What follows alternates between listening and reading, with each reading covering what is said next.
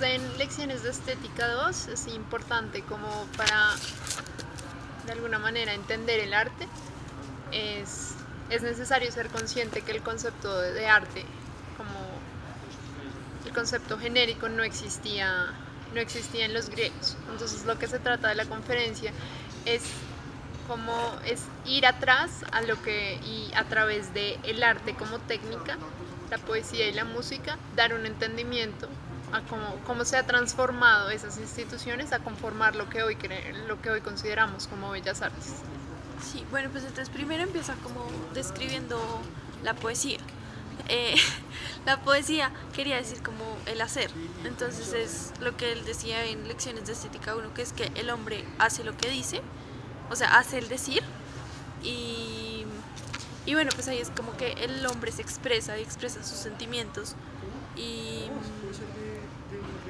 y entonces los poetas fundan, sí, fundan como lo que sienten los hombres.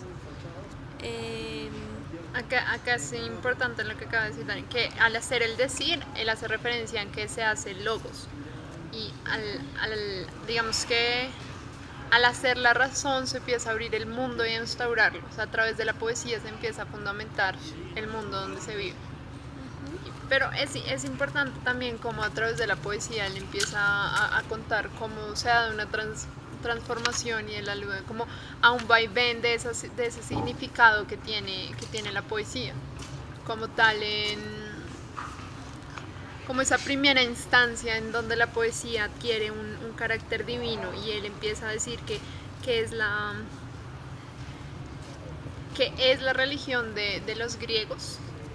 sí. Es, Que viene la inspiración divina, ajá, pues de la poesía. y que eso, o sea, la religión como tal es lo que liga al hombre, o sea, con su mundo, lo que lo fundamenta realmente. Entonces él en esa primera instancia dice que la poesía no es un arte.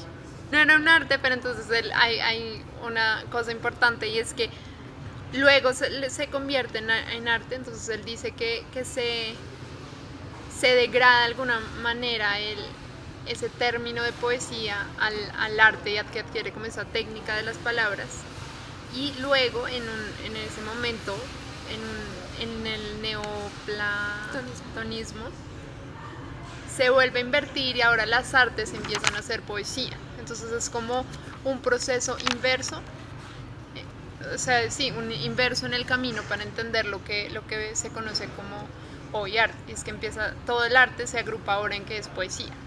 Pues entonces el tercer punto es la música, que la define como aquello de las musas. Eh, pues esta es la historia de Zeus y Mnemosine, que entonces ya comienza a definir, pues a explicar qué es Mnemosine, que es la mnemotecnia, entonces viene como de la memoria. Entonces lo que quiere decir es que la música es sí, como las musas, que es la hija de la memoria. El arte viene siendo la memoria y la música es como la hija del arte.